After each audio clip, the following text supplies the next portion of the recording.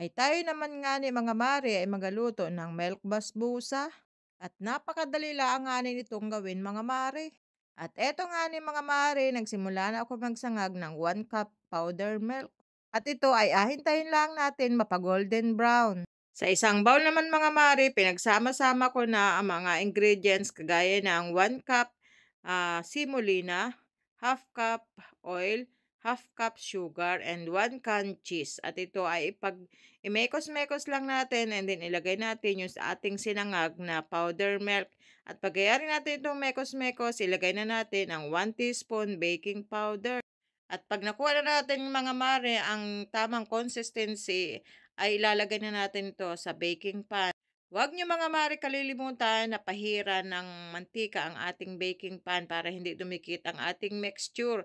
At i-bake niyo mga mare ito at least 20 minutes. At pagkatapos niyong i-bake mga mare, lagyan niyo ito ng pinakang toppings niya ng evaporated milk. At yan, nilalagyan ko na ito mga mare. At talaga namang ako'y habang nagbo-voice over ay ako'y natatakam. At kung nagustuhan niyo nga mga mare, paki-heart naman dyan.